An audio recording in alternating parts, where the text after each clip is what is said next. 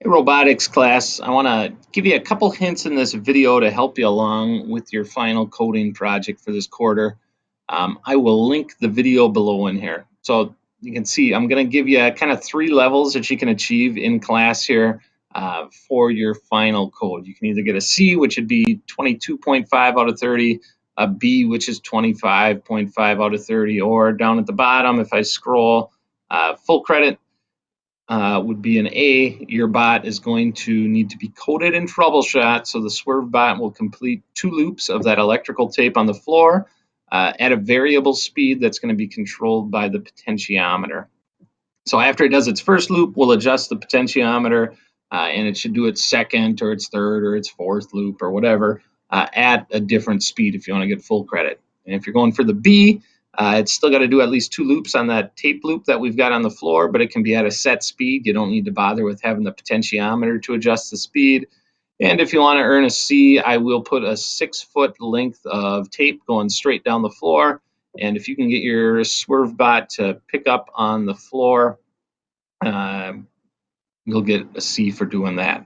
And so I'm not going to tell you in this video exactly how to do this. I want you to kind of figure out and apply what you've learned up to this point to that final code.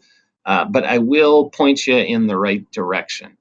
And so we're going to start off in robot C here. I've already got code that I'd run before. In this case, it's number 4. You could have 5 or 6 open too. But I've got a code that I know worked before.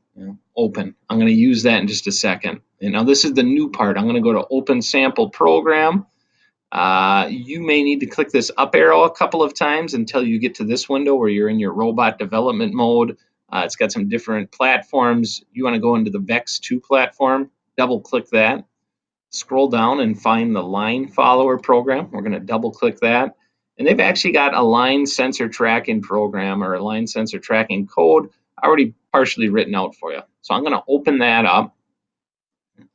We can see up top, they've got some sensors and motors already configured. If we scroll down, we've got some green pseudocode showing up. This pseudocode just kind of explains how it works. And then down here, we've got some more pseudocode. So what I would like you to do is we're just going to go down here where we can see the task main showing up, and we're going to copy this task main right all the way down to the bottom. And then I'm going to go back to one of my codes that I know works, and I'm going to start at task main. I'm going to highlight, go down, and paste in this line follower program here. And now we'll read through this code. Again, I don't want to do everything for you, but if we look at this first section of code right after the while statement, it's talking about the LCD display. We don't have an LCD display, so we can take this top section of code, right, from the opening curly brace till right sensor sees dark. We're going to go ahead and just delete that. Now, here's where you're going to have to start doing a little bit of problem solving on your own. It calls for the sensor value of a line, capital F, follower, right, all capital letters. If we go up top here, I did not call my line sensor on the right side, the line follower right, the same way they did. I just called it follower right. I've got different uppercase, lowercase levels.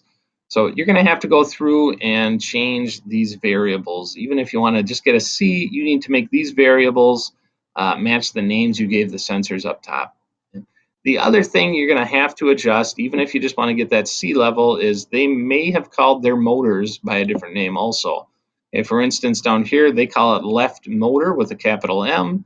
If you've been following along with me, I did mine backwards. I called mine motor left with a capital L.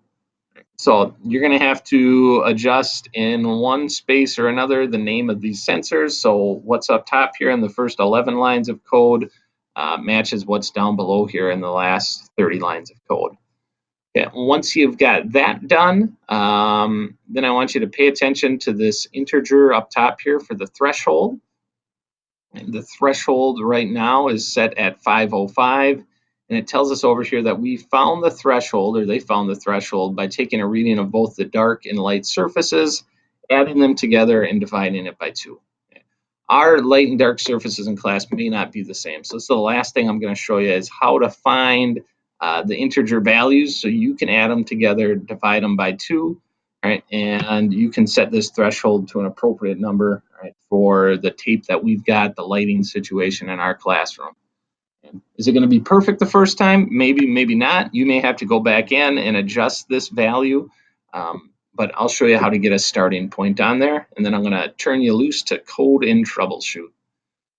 So I'm going to go to Swervebot number 2. Right, this code here I know is saved correctly. I know it works, so I'm just going to download it to my robot.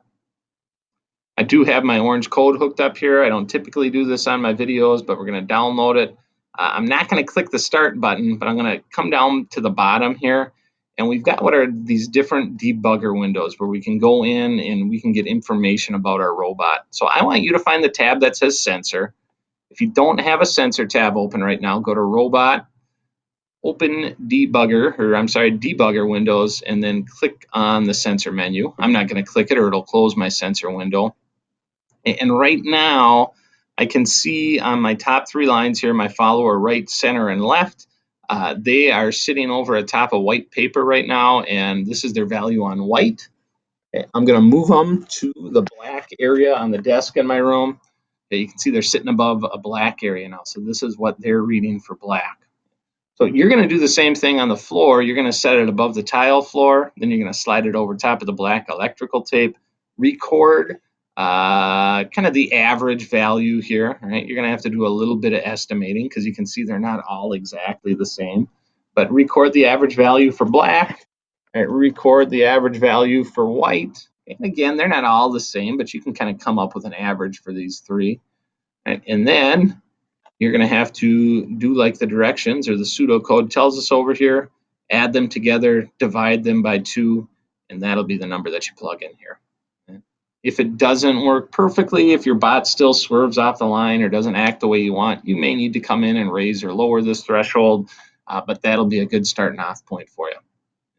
So my last bit of advice would be get started as early as you can on this program. Get this code going early because you are going to spend some time with the robot doing some troubleshooting.